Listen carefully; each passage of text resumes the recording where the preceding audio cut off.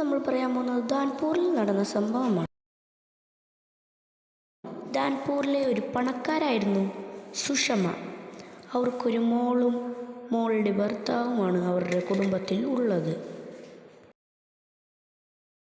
പണക്കാരായിരുന്നതിനാൽ അവർക്ക് അത്യഹങ്കാരമുണ്ടായിരുന്നു.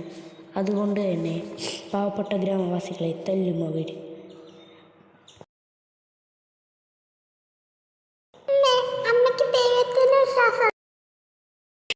ഇല്ല മോളെ, എനിക്കൊന്നും ദൈവത്തിന് വിശ്വാസമില്ല.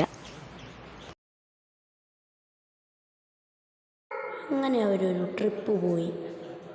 ട്രിപ്പിനിടയ്ക്ക് ഒച്ചയിട്ട്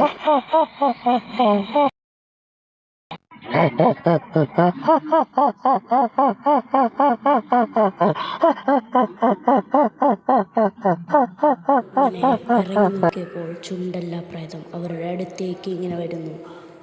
ചുണ്ടല്ല പ്രേതം സുഷമനെ പൊക്കി എടുത്ത് മേളിലോട്ടാക്കി സുഷമ്മയുടെ മോളിൻ്റെ അടുത്തോട്ട്.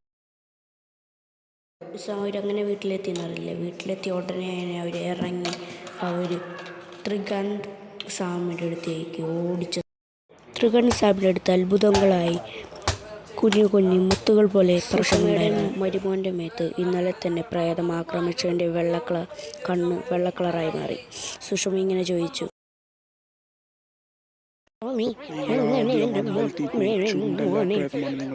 പ്രേതത്തിൻ്റെ ആക്രമണം രക്ഷിക്കാം. എൻ്റെ മോനെ നിങ്ങൾ എന്ത് വേണം ചെയ്യണം? എന്ത് പറയൂ സ്വാമി, പറയൂ. ഒരു സ്വാമി പറഞ്ഞു കേട്ട് ധാൻപൂർ ടെമ്പിളിലോട്ട് അവർ പോയി.